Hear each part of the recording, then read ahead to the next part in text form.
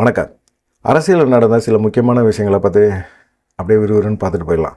முதல்ல பார்த்தீங்கன்னா, எடப்பாடி பழனிசாமி திருச்சியில் வந்து பிரச்சாரம் பண்ணார். பிரச்சாரத்துக்கு முன்னாடி அவர் கூட வந்து முக்கியமான முன்னாள் அமைச்சர் தங்கமணி வந்து சந்தித்து அவர் தங்கியிருந்த இடத்துல வந்து பேச்சுவார்த்தையெல்லாம் நடத்திட்டு, அதுக்கப்புறமா அந்த இதில் வந்து பிரச்சார கூட்டங்களில் சில கூட்டங்களில் அவருமே கலந்துக்கிட்டார். என்னடா அது தங்கமணி திடீர்னு வந்திருக்கிறாரு அப்படிங்கிற மாதிரி இருந்துச்சு. ஏன்னு கேட்டிங்கன்னா, அதுக்கு முன்னாடி திருச்சி மாவட்டத்தில் ஆய்வுக் கூட்டம்லாம் நடந்தது, ஆலோசனை பண்ணாங்க. அதுக்கு வந்து தங்கமணி வரவே இல்லை. தங்கமணிக்கும் எடப்பாடி பழனிசாமிக்கும் ஒரு லடாய் ஓடுது, பிரச்சனை முற்றிக்கிட்டு இருக்கு அப்படிங்கிற மாதிரிலாம் பேச்சு இருந்தது. அது இல்லாமல் பார்த்திங்கன்னா, தங்கமணி வந்து வேறு ஒரு கட்சிக்கு தாவ போகிறாரு, திமுக கூட வந்து பேச்சுவார்த்தை நடத்திக்கிட்டு இருக்காங்க, அதனால் தங்கமணி வந்து எடப்பாடி பழனிசாமியை விட்டு போயிடுவார் அப்படிங்கிற மாதிரி ஒரு எண்ணம் எல்லாத்துக்குமே இருந்தது. எடப்பாடி பழனிசாமி தங்கமணியை மதிக்கலை அப்படிங்கிற மாதிரிலாம் சொல்லிட்டு இருந்தாங்க.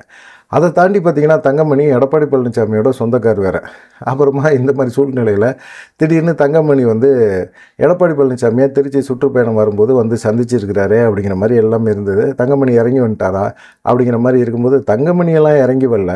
எடப்பாடி பழனிசாமி தங்கமணிக்கு ஃபோன் போட்டு பேசியிருக்கிறார்.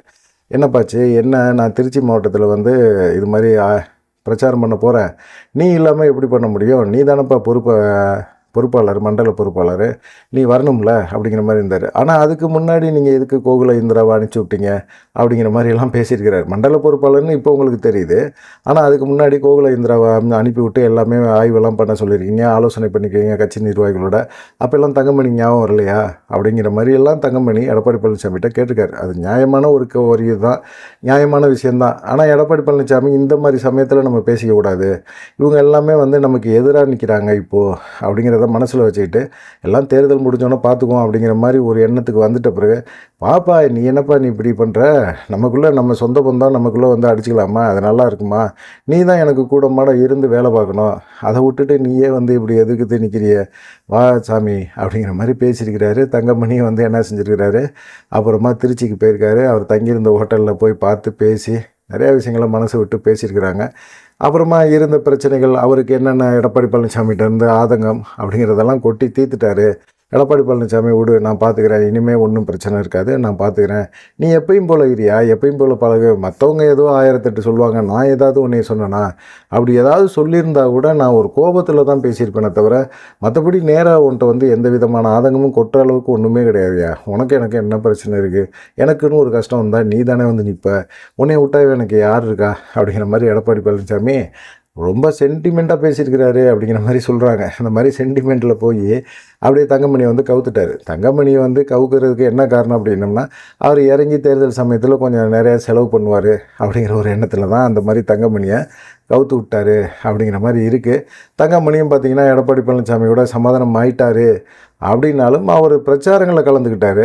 சில இடங்களில் நின்று அப்படியே எடப்பாடி பழனிசாமி பக்கத்தில் இருந்து எனக்கும் தங்கமணிக்கும் எந்த விதமான பிரச்சனையும் இல்லை அப்படிங்கிறத எடப்பாடி பழனிசாமி மற்றவங்களுக்கு உறுதிப்படுத்திட்டு தங்கமணி தான்ப்பா இனிமேல் மண்டல பொறுப்பாளர், அவர் தான் வருவார் பேசுவார் அப்படிங்கிற மாதிரிலாம் சொல்லிவிட்டு அவர் பாட்டுக்கு வந்து எடப்பாடி பழனிசாமி பிரச்சாரத்தை சுற்றுப்பயணத்தெல்லாம் தெளிவாக முடிச்சுட்டு போயிட்டார். இந்த மாதிரி பிரச்சாரங்கள் நடக்கும்போது தான் துறையூரில் இந்த 108 ஆம்புலன்ஸ் டிரைவரை அடித்தது போனது வந்தது பஞ்சாயத்தெல்லாம் ஆயிடுச்சு. அதிலே கொஞ்சம் அப்செட் ஆகிட்டார்.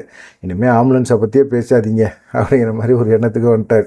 இப்போ 30ஆம் தேதி மாவட்ட செயலாளர்கள் கூட்டம் வேறு போட்டிருக்காரு. மாவட்ட செயலாளர் கூட்டத்தில் என்ன பேசுவார் எடப்பாடி பழனிசாமி அப்படிங்கிறது தான். என்ன திடீர்னு மாவட்ட செயலாளர்கள் தேர்தல் நெருக்கத்தில் அடிக்கடி போடுறாரு அப்படிங்கிற எண்ணம்லாம் இருக்குது. ஆனால் இவங்க மாவட்ட செயலர்களாக என்ன செய்யணும், பூத்து கமிட்டியாக அமைச்சிருக்கணும். ஏற்கனவே அவர் பல மீட்டிங்கில் பேசியிருக்கிறார், பல ஆலோசனை கூட்டங்களில் அவர் சொல்கிற ஒரு விஷயம் என்னென்னா, அடிப்படை நமக்கு வந்து மிக ஸ்ட்ராங்காக இருக்கணும்னா அடிப்படையில் பூத்து கமிட்டி அப்படிங்கிற ஒரு விஷயம் வந்து ரொம்ப ரொம்ப ரொம்ப ஸ்ட்ராங்காக இருக்கணும். அப்படி ஸ்ட்ராங்காக இல்லை அப்படின்னா நம்ம கட்சி பலகீனமாயிடுச்சு அப்படிங்கிற ஒரு எண்ணம் தான். ஆனால் இப்போ வந்து அது ஜெயலலிதா பீரியடில் பயங்கர ஸ்ட்ராங்காக இருந்தது. ஜெயலலிதா வந்து பூத்து கமிட்டி அமைச்சா அந்த லிஸ்ட்டு வரணும்னா வந்துடணும். நம்பர் எங்கேயாவது ஒரு ஃப்ராடு வேலை நம்ம பார்த்துட்டோம் அப்படின்னம்னா கண்டிப்பாக நம்ம கட்சி பதவியை பிரிச்சுருவாங்க. அதுக்கப்புறம் அதிமுகவில் நம்ம இருக்கமா இல்லையாங்கிறதே தெரியாத போயிடும். அப்படி ஒரு சூழ்நிலையை அவங்க உருவாக்கிடுவாங்க. ஆனால் இன்றைக்கி எடப்பாடி பழனிசாமிகிட்ட அந்த பயமே இல்லை. மாவட்ட செயலாளர்கள்லாம் பயம் இல்லை. எங்கனால தான் அவர் பொதுச் செயலாளரானார், அதனால் வந்து எங்களையெல்லாம் அவர் தூக்க முடியாது, தூக்குனாருன்னா அப்புறமா அவருக்கு நாங்கள் ஆப்படிச்சிருவோம் அப்படிங்கிற மாதிரிலாம் பேசினாங்க. பல தடவை சொல்லி பார்த்துட்டாரு. 9 பேர் கொண்ட ஒரு பூத் கமிட்டி போடுங்கப்பா, பூத் கமிட்டி அமைங்க, அவங்க வந்து ஒவ்வொரு ஏரியாவை கொடுங்க, ஒரு ஏரியாவில் 2 பேர் இருக்கணும், அவங்க ஒவ்வொரு வீடாக போய் பேசணும், அதிமுகவுக்காக ஓட்டு கேட்கணும், அப்படி அதிமுகவை ஜெயிக்க வைக்கிறதுக்கு அவங்க முயற்சி எடுக்கணும், அந்த விஷயங்களை எல்லாம் டெய்லி அப்டேட் பண்ணுங்கள் அப்படிங்கிற மாதிரிலாம் சொல்லியிருந்தார். கிட்டத்தட்ட இதுவே இந்த பணியே வந்து ஒரு 1.5 வருஷமாகவே நடக்குது. ஆனால் இன்னமும் பூத் கமிட்டி முறையாக அமைச்சிருக்காங்களான்னா பெருசாக அமைக்கலை. அது இல்லாமல் இளைஞர்கள் அப்படிங்கிற ஒரு விஷயமும் இல்லை, பெண்கள் விஷயமும் வந்து இப்போ அதிமுக விஷயத்தில் வந்து பெருசாக யாருமே ஆர்வம் கட்டலை. அதிமுகவா சரிப்பா அப்படிங்கிற மாதிரி தான் யோசிக்க ஆரம்பிச்சிட்டாங்க. அது இல்லாமல் பார்த்தீங்கன்னா, சரி இப்படி இந்த 9 பேர் கொண்ட கமிட்டி அமைக்கிறதுல முறைகேடு அதிகமாக இருக்குது. பூத் கமிட்டியில் அவங்க சொந்தக்காரங்க பேர், அந்த சின்ன பசங்க பேரெல்லாம் ஏற்றி விட்டுட்டு அந்த ஒரு கணக்கை காட்டுறாங்க. அவங்க எந்த கட்சியில் இருக்காங்கன்னே தெரிய மாட்டேங்குது. ஒன்று அதிமுகவில் இருக்கிறாங்களா, இல்லை வந்து விஜய் கட்சியில் இருக்காங்களா அப்படிங்கிற மாதிரி ஒரு சூழ்நிலையெல்லாம் ஆயிடுச்சு. என்ன பண்ணுறதுன்னு தெரியல இவருக்கு, எடப்பாடி பழனிசாமிக்கு. அப்புறம் பார்த்தாரு, பூத் கமிட்டியில் முறைகேடு நடந்திருக்குது அப்படிங்கிறத தெரிஞ்சுக்கிட்டு சென்னையில் வெங்கடேஷ் பாபுன்னு ஒருத்தர், கன்னியாகுமரியில் வந்து ஜான் தங்கம் அப்படிங்கிற 2 பேர்த்த என்ன செஞ்சார், பதவியை பறித்து விட்டார். அப்படி பதவியை பறித்தோம் அப்படின்னம்னா கண்டிப்பாக வந்து மற்றவங்களுக்கெல்லாம் ஒரு பயம் வரும். நம்ம பூத் கமிட்டியை பற்றி நம்ம அடுத்து பேசும்போது பார்த்திங்கன்னா பயத்தில் வந்து உளறிடுவாங்க, பூத் கமிட்டியை சரியாக அமைப்பாங்க அப்படின்னு பார்த்தார்.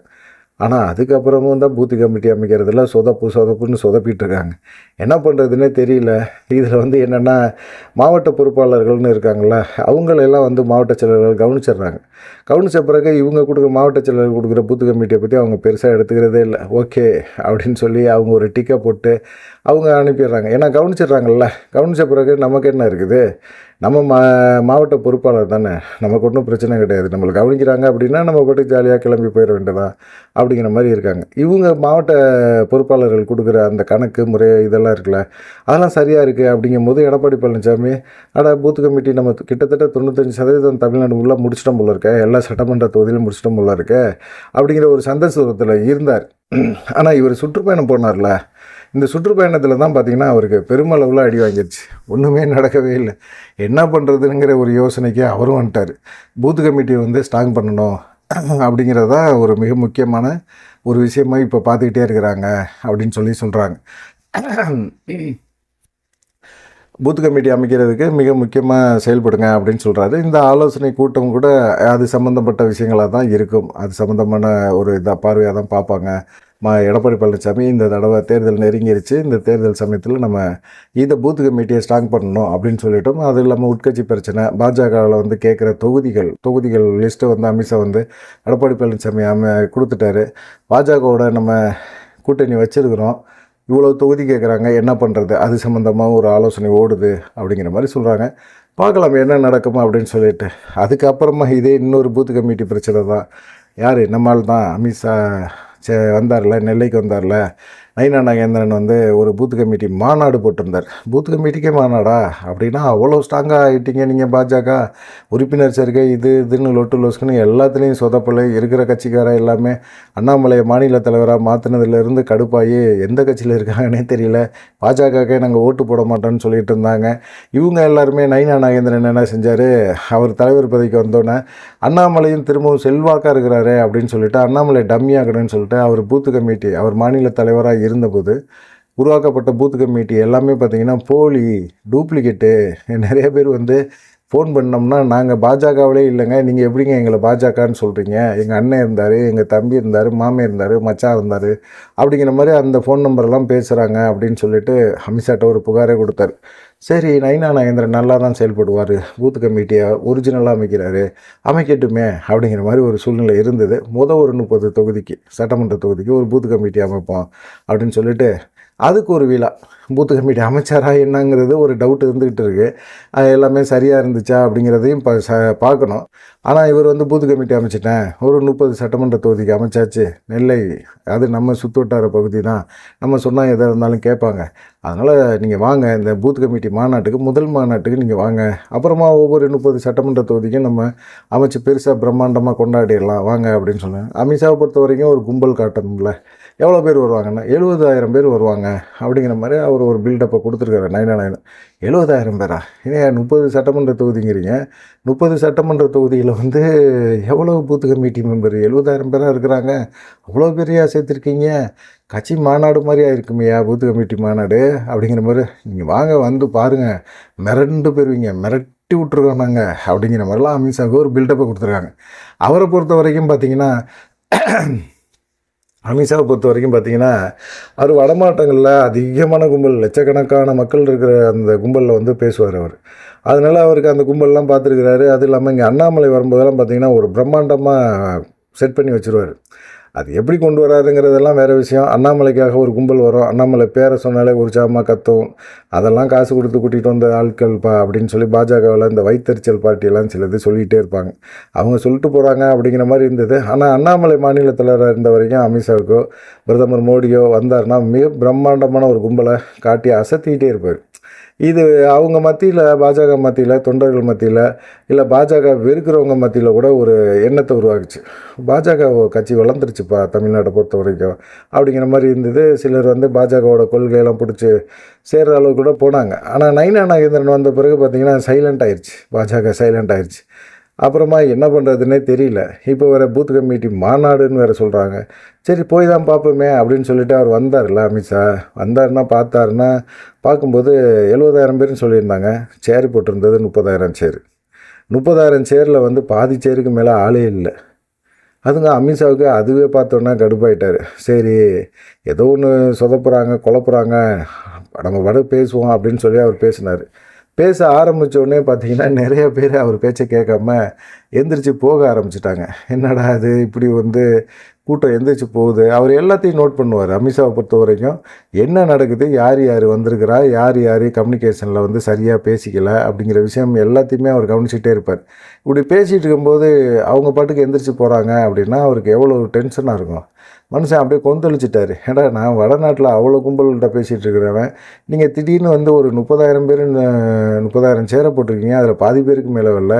பூத்து கமிட்டி மாநாடு, நீங்கள் மாநாடு மாதிரியே இல்லையே, ஒரு ஆலோசனை கூட்டம் மாதிரி கூட இல்லையே, இவ்வளோ கேவலமாக வேடா கொண்டு வந்து விடுவீங்க அப்படிங்கிற மாதிரியெல்லாம் இது பண்ணிட்டாரு.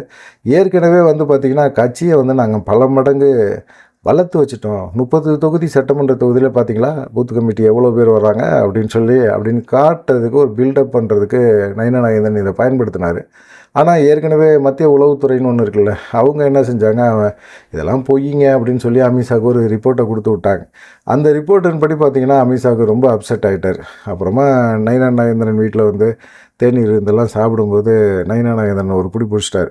என்னப்பா நீ மாநில தலைவரானேன்னா என்ன பண்ணியிருக்கணும், கட்சியில் இருக்க சீனியர்கள் தலைவர்கள் எல்லாத்துலேயுமே வந்து ஒரு சுகமான ஒரு உணர்வில் இருக்கணும். அந்த மாதிரி உறவில் நீங்கள் இருக்கிற மாதிரியே தெரியலையே. எல்லாருமே ஒவ்வொருத்தங்களும் வந்து சரியாக சிரித்து பேசிக்க மாட்டேறீங்க, மூஞ்சியை திருப்பிக்கிறீங்க. நீங்கள் வந்து பேசுகிறது இயல்பாக இல்லை, உங்களுக்குள்ளே ஏதோ ஒரு பகை உணர்ச்சி இருக்குது. அந்த பகை உணர்ச்சியோடு தான் ஒவ்வொருத்தங்களையும் நீங்கள் வந்து பார்க்குறீங்க. இது வந்து நல்லா இருக்குமா, இது கட்சிக்குள்ளே வந்து ஒரு கோஷ்டி பூசலை உருவாக்கும். அப்படிலாம் நீங்கள் செயல்படக்கூடாதியா. இப்படி செயல்பட்டிங்கன்னா கட்சியை எப்படி வளர்க்க முடியும். பொய்யா அந்த கொண்டு வரீங்க. பூத் கமிட்டியில் நிறைய பேர் வந்து வயசானவங்க உட்காந்துருக்குறாங்க. அவங்கள வச்சு பூத் கமிட்டி நாங்கள் அமைச்சிருக்கோன்னு ஒரு அப்பட்டமான ஒரு பொய்யை சொல்கிறீங்க. அதையும் வந்து என்னை நம்பிட்டு போங்க அப்படின்னு சொல்கிறீங்க. இந்த நம்பிக்கையை ஏற்படுத்தி கொடுத்துறதுனால உங்களுக்கு என்ன பிரயோஜனம். கட்சி வலுவாக இல்லைங்கிறத புரிஞ்சிக்க முடியுது என்னால். இல்லை கட்சி வலுவாக தான் இருக்குது, ஸ்ட்ராங்காக இருக்குது, நீங்கள் ஒன்றும் கவலைப்படாதீங்க, நாங்கள் ஜெயிச்சு காட்டிடுவோன்னா சட்டமன்ற தேர்தலில் ஜெயிக்க முடியாத ஒரு சூழ்நிலையை நீங்களே உருவாக்கி கொடுக்குறீங்க. உங்கள்கிட்ட வந்து உண்மை இல்லை, கட்சிக்குள்ளே வந்து ஒரு சீனியர்களுக்குள்ளே ஒரு ஒற்றுமை இல்லை. இதெல்லாம் பார்க்கும்போது எனக்கு பயங்கரமான கோபம் வருது. பார்த்துக்கங்க, நீங்கள் எடப்பாடி பழனிசாமிக்கு எடுப்பாக இருக்காதீங்க.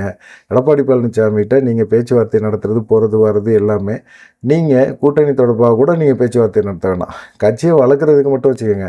எடப்பாடி பழனிசாமிக்கும் உங்களுக்கும் சம்மந்தம் இல்லை. நீங்கள் அவர் வேறு கட்சியோட பொதுச்செயலாளர், நீங்கள் இன்னொரு கட்சியோட மாநில தலைவர், உங்களுக்கும் அவங்களுக்கும் சம்மந்தம் கிடையாது. நீங்கள் எடப்பாடி பழனிசாமி சொல்கிறத கேட்கணுங்கிற அவசியமே கிடையாது அப்படிங்கிற மாதிரி அவர் வந்து ஒரு பில்டப்பை போட்டு விட்டு போயிட்டார். போன பிறகு என்ன பண்ணுறதுன்னு நயினா நாகேந்திரனுக்கு ஒன்றுமே புரியல. என்னடா அது அப்படிங்கிற மாதிரி அவங்களும் யோசிக்க ஆரம்பிச்சிட்டாங்க. அப்புறமா மிக மிக முக்கியமான ஒரு விஷயம் என்னன்னு கேட்டிங்கன்னா, பாமக பற்றி பேசி ரொம்ப நாள் ஆச்சு. நம்ம பாமகவில் வந்து அன்புமணி, ராமதாஸ் இவங்க 2 பேத்துக்குள்ளேயும் பஞ்சாயத்து பிரச்சனை அப்படின்னு சொல்லி ஓடிக்கிட்டே இருக்குது. அது இல்லாமல் பார்த்திங்கன்னா ராமதாஸ் பக்கத்து ஒரு 2-3 பேர் இருந்துக்கிட்டு இந்த கட்சியை உடைக்கிறதுக்கான வேலையில் இறங்கி அவங்க பாட்டுக்கு செயல்பட்டுக்கிட்டு இருக்காங்க. ஒரு சைடு அன்புமணி வந்து நான் கட்சியை வளர்க்குறேன்னு நடைபயணம் போயிட்டுருக்கிறாரு. இப்படி வந்து நடந்துக்கிட்டே இருக்குது. ராமதாஸ் வந்து ஒரு பொதுக்குழு கூட்டினார். அந்த பொதுக்குழுவில் வந்து அவருடைய மகள் கவிதாவை வந்து அன்புமணிக்கு இடத்துல வந்து உட்கார வச்சாங்க. மகளுக்கான ஒரு பதவி பாமகவில் சீக்கிரத்தில் உருவாகும், மகள், பேரன், இப்படி மகனுக்கு ஒரு பதவி, மகளுக்கு ஒரு பதவி, பேரனுக்கு ஒரு பதவின்னு இப்படின்னு சொல்லி இவர் வந்து வாரிசு அரசியலை வந்து கொண்டு வர்றார். கொண்டு வந்து இது மிகப்பெரிய அளவில் ஒரு பஞ்சாயத்தை கொண்டு வர்றார். இது அன்புமணிக்கும் மிகப்பெரிய சங்கடம். மருமகள் மட்டும் வந்து அரசியலில் வந்து ஈடுபடக்கூடாது அப்படிங்கிற ஒரு இதில் இருக்காரு. மகளுக்கு மட்டும் எப்படி அரசியலில் முக்கியத்துவம் கொடுத்து அவங்கள வந்து அரசியலில் வளர்த்து விடணும், பாமகவில் வளர்த்து விடணும் அப்படிங்கிற ஒரு எண்ணம் இவருக்கு ராமதாஸுக்கு எப்படி வந்துச்சு அப்படிங்கிற ஒரு கேள்வியை கேட்டாங்க. அது இல்லாமல் பார்த்திங்கன்னா ஒரு வழிகாட்டு குழு அப்படின்னு போட்டிருந்தாங்க. அவங்க வந்து அன்புமணி செயல்பாடுகள் எல்லாத்தையுமே வந்து குற்றச்சாட்டியிருந்தாங்க. அதில் கிட்டத்தட்ட ஒரு 16 குற்றச்சாட்டுகள் வச்சுருந்தாங்க. அவர் வந்து செயல் தலைவர் தான் அப்படிங்கிற மாதிரியும் சொல்லியிருந்தார். இதுக்கு வந்து நீங்கள் விளக்கம் கொடுக்கணும், 31ஆம் நீங்கள் இதுக்கு வந்து நீங்கள் 31ஆம் ஒரு விளக்கத்தை கொடுக்கணும் அப்படின்னு சொல்லி ஒரு அன்புமணிக்கு ஒரு நோட்டீஸ் அனுப்பியிருந்தாங்க. அன்புமணிக்கு வந்து இந்த கடிதம் மூலமாக நேரில் வந்து அன்புமணி வந்து விளக்கம் கொடுக்கணும் அப்படிங்கிற மாதிரி சொல்லியிருந்தாங்க. அப்போ இந்த டேட்டும் நெருங்கிருச்சு, முடிய போது. அன்புமணி எந்த விளக்கமும் கொடுக்கல. அன்புமணிக்கு வந்து இவங்க கொடுக்குற குற்றச்சாட்டுகள் எதுவுமே அவர் ஏற்றுக்கிற மாதிரி இல்லை. ஏற்கனவே சொல்லிட்டாரு, ராமதாஸ் வந்து ஒரு குழந்தை மாதிரி, அவருடைய பேச்சு செயல்பாடுகள் எதுவுமே சரி கிடையாது, அந்த குழந்தை வந்து அவரை வந்து தவறாக பயன்படுத்துகிறாங்க அப்படிங்கிற மாதிரி ஒரு குற்றச்சாட்டை அவங்க வைக்கிறாரு, அன்புமணி வைக்கிறாரு. அது சரியாக தான் இருக்குது. ராமதாஸை வந்து சிலர் வந்து தனியாக இயக்குறாங்க அப்படிங்கிறது தெளிவாக புரியுது. சரி, இந்த மாதிரி சமயத்தில் பார்த்திங்கன்னா அன்புமணி விளக்கம் கொடுக்காமல் இருக்கிறாரு. அன்புமணியை வந்து செயல் தலைவர் பதவியிலேருந்து ராமதாஸ் தூக்குறதுக்கு அதிகாரம் இருக்கா அப்படிங்கிற மாதிரி ஒரு இது இருக்குது. ஆனால் அப்படிலாம் கிடையாது. அன்புமணியை வந்து ராமதாஸ் பிரகாரம் பார்த்திங்கன்னா செயல் தலைவர் அப்படிங்கிற ஒரு பதவியிலேருந்து அவரை தூக்குறதுக்கு அதிகாரமே கிடையாது. ஒருவேளை அவர் தேர்தல் ஆணையத்துக்கு போனார் அப்படின்னா இன்றைக்கி இருக்க சூழ்நிலையில் கட்சி வந்து அன்புமணி கட்டுப்பாட்டில் தான் இருக்குது. தேர்தல் ஆணையமும் வந்து அன்புமணிக்கு ஆதரவாக தான் கட்சியை கொடுப்பாங்க அப்படிங்கிற மாதிரி சொல்லிட்டாங்க. ஆனால் இதுக்கு இடையில் வந்து எடப்பாடி பழனிசாமிகிட்ட அன்புமணி ராமதாஸ் பேசியிருக்கிறாங்க அப்படிங்கிற மாதிரி சொல்லும்போது, இல்லை நீங்கள் மட்டும் தனிப்பட்ட முறையில் வந்து பேசினா அது சரிப்பட்டு வராது, எங்களுக்கு ராமதாஸும் பேச்சுவார்த்தையில் இருக்கணும், ராமதாஸும் ஒற்றுமையாக இருக்கணும், நீங்கள் 2 பேரும் ஒற்றுமையாக இருந்தீங்க அப்படின்னா தான் இந்த பாமக வந்து அதிமுக கூட்டணிகளை கொண்டு வர முடியும், அப்படி இல்லை அப்படின்னா அது சாத்தியப்படாது அப்படிங்கிற மாதிரி எடப்பாடி பழனிசாமியும் கழட்டி விட்டார் அப்படிங்கிற மாதிரி இருக்குது. இதுக்கு இடையில் காடுவெட்டி குருமகள் வந்து அன்புமணி ராமதாஸ் மேலே ரொம்ப கடுப்பாக இருந்தாங்க. இப்போ வந்து குறிப்பாக அவர் அன்புமணி ராமதாஸ் மேலே ரொம்ப கடுப்பாக இருந்தாங்க. இன்றைக்கி கட்சி இருக்கிற நிலைமையில் பார்த்திங்கன்னா ராமதாஸும் சரி, அன்புமணி ராமதாஸ் 2 பேருமே நடிக்கிறாங்க. ஏன்னா தொடர்ந்து வந்து பாமக வட மாவட்டங்களில் செல்வாக்கை இழந்து நிற்கிது. பாமக பற்றி யாருமே பெருசாக பேசுகிறதே இல்லை. தேர்தல் சமயத்தில் இவங்க பெட்டியை வாங்கிட்டு கூட்டணி வச்சுக்கிறாங்க. வன்னியர் மக்களுக்காக எந்த விதமான ஒரு செயல்பாடுமே அவங்க செய்கிறதே கிடையாது. வன்னியர் மக்களை ஏமாற்றி இவங்க மட்டும் சம்பாரிச்சிட்டு இவங்க மட்டும் அதிகாரத்தில் இருந்துக்கிட்டே இருக்கிறாங்க அப்படிங்கிற மாதிரி ஒரு குற்றச்சாட்டை சொன்னாங்க. ஆனால் அன்புமணியும் ராமதாஸும் பார்த்திங்கன்னா நடிக்கிறாங்க. தேர்தல் சமயத்தில் அவங்க ஒற்றுமையாக்குவாங்க, பெட்டியை பேதத்தை அதிகப்படுத்தி அவங்க வந்து வாங்கிக்குவாங்க. 2 பேருமே வந்து இப்போது பாமகவோட செல்வாக்கை வந்து அதிகப்படுத்துறதுக்கும் பாமகவை பற்றி தினமும் பேசுகிறதுக்குமான ஒரு இதாக வந்து ஏற்படுத்திகிட்டு இருக்காங்களே தவிர இவங்களுக்குள்ள சண்டை கிடையாது அப்படின்னு சொல்லிட்டு காடுவெட்டி குருமக்கள் வந்து பேசியிருக்காங்க.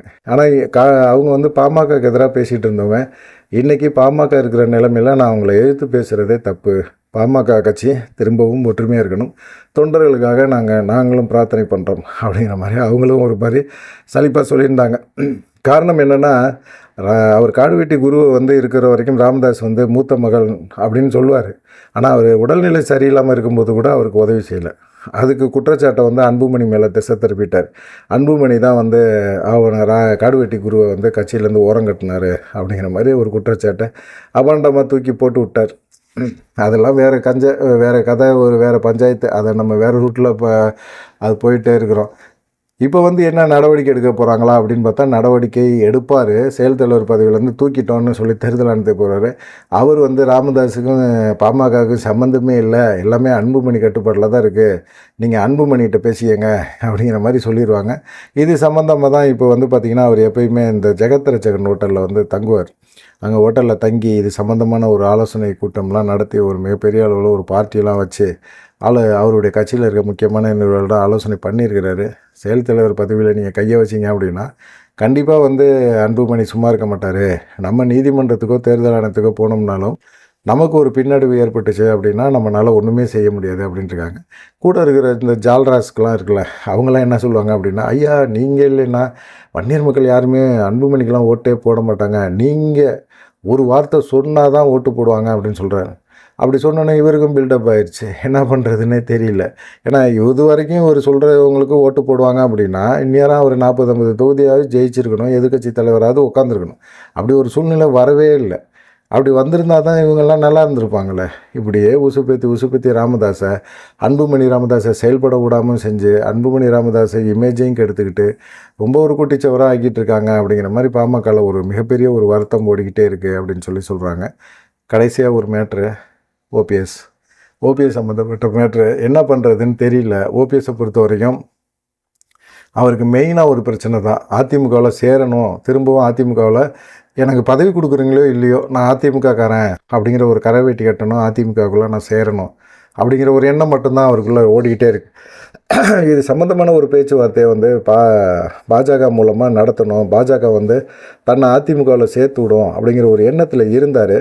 ஆனால் பாஜகவே இப்போ கண்டுக்கவே இல்லை. ஓபிஎஸ்ஸை வந்து தொடர்ந்து அவங்க சந்திக்கிறதே புறக்கணிச்சிட்டாங்க. ஒவ்வொரு சந்திப்புலேயும் வந்து என்னாச்சு, நான் உங்களை நம்பி தானே வந்தேன், உங்களை நம்பி தானே எடப்பாடி பழனிசாமியை கூட்டணி வச்சேன், இல்லைன்னா நான் பாட்டுக்கு தர்ம யுத்தம் நடத்தி நான் தனியாக ஒரு கட்சி ஆரம்பித்து அப்பயே நான் செயல்பட்டுருப்பேனே, நீங்கள் சொன்ன ஒரு காரணத்துக்காக வந்தேனேன்னு பழைய பஞ்சாங்கத்தை பாட ஆரம்பிச்சிட்டாரு.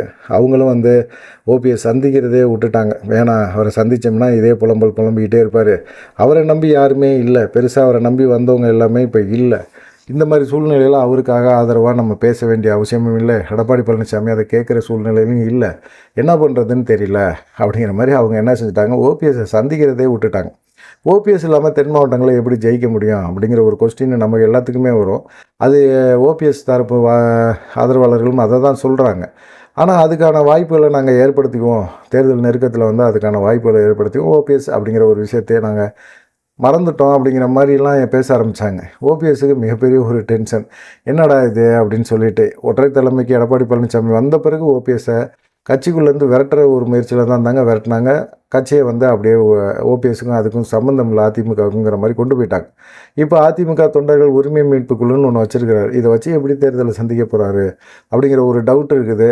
அது இல்லாமல் வந்து பார்த்திங்கன்னா எடப்பாடி பழனிசாமிக்கு பல தடவை தூதும் விட்டு பார்த்துட்டாரு. இது மாதிரி வந்து கட்சியை நான் இணைக்கிறேன், கட்சியில் வந்து நம்ம ஒற்றுமையாக இருப்போம், நம்ம தொடர்ந்து ஒற்றுமையாக இருந்தால் தான் நம்ம கட்சி வந்து திமுகவுக்கு டஃப்பாக இருக்கும் அப்படிங்கிற மாதிரிலாம் பேசி பார்த்தாரு. இல்லை இவரை தேவையில்லாமல் நம்ம கூட்டிகிட்டு வந்து வேலையில் போகிற ஓனான வேட்டிகளை விட்ட கதையாக போவோம் அப்படிங்கிற மாதிரி எடப்பாடி பழனிசாமி யோசிக்கிறார். ஆனால் இதுக்கு இடையில் ஓபிஎஸ் வந்து சசிகலாவை சந்தித்தார், சசிகலாட்ட பேசினார் அப்படின்னு சொன்னாங்க. சசிகலாட்ட செய்தியாளர் கேட்கும்போது அது ரகசியங்க, நாங்கள் சந்திக்கலை, அதை பற்றிலாம் நாங்கள் பேச விரும்பலை அப்படிங்கிற மாதிரி அவங்க சந்தித்தாங்களா இல்லையாங்கிற விஷயத்தை கூட அவங்க மறைச்சிட்டாங்க. சந்திச்சிருந்தார் அப்படின்னா ஆமாம் பார்த்தோம், பேசினோம், எதிர்காலத்து அரசியலை பற்றி நாங்கள் பேசினோம், எப்படி ஒற்றுமையாக செயல்படணும்னு பேசணும் அப்படின்னு சொல்லியிருக்கலாம். இப்போ ஓபிஎஸ் சொல்கிறது பொய்யா இல்லை சசிகலா சொல்கிறது பொய்யாங்கிறதே தெரியாத அளவுக்கு இப்போ நடந்துகிட்டு இருக்குது. அதுக்கப்புறமா பார்த்திங்கன்னா இப்போ டிடிவி தினகரனை சந்தித்து தேர்தல் சமயத்தில் டிடிவி தினகரன் ஆதரவோட அம்மா மக்கள் முன்னேற்ற கழகத்தில் ஓபிஎஸ் தரப்பில் வந்து சேர்ந்து செயல்படலாம் அப்படிங்கிற ஒரு எண்ணத்துக்கும் வந்துட்டார் அப்படிங்கிற மாதிரி சொல்கிறாங்க. இதுக்கு வந்து ஓபிஎஸ் ஆதரவாளர்கள் எல்லாம் என்ன நினைக்கிறாங்க அப்படின்னா, இதுக்கு நாங்கள் வந்து ஓபிஎஸ் கூடயே இருக்கணும், டிடிவி தினகரன் கூட போயிடலாமே, டிடிவி தினகரன் அவரோட ஆதரவோட அவர் கட்சி ஆதரவோட குக்கர் சின்னத்திலே நாங்கள் நிற்கிறதுக்கு நாங்கள் டிடிவி தினகரன் கட்சியிலே போய் சேர்ந்து ஒரு வேட்பாளர் இருந்திருப்போமே, எதுக்காக நாங்கள் ஓபிஎஸ் ஆதரவாளர் அப்படின்னு சொல்லிகிட்டு இருக்கணும் அப்படிங்கிற மாதிரிலாம் பேச ஆரம்பிச்சிட்டாங்க. ஒரு சைடு பாஜக வந்து ஓபிஎஸ் தரப்பை கழட்டி விடுது, எடப்பாடி பழனிசாமி சுத்தமாக சேர்க்க மாட்டேங்கிறாரு. ஒரு சைடு சசிகலா தரப்புலையும் வந்து பேச்சுவார்த்தை ஒரு நாளாக நடத்த முடியல.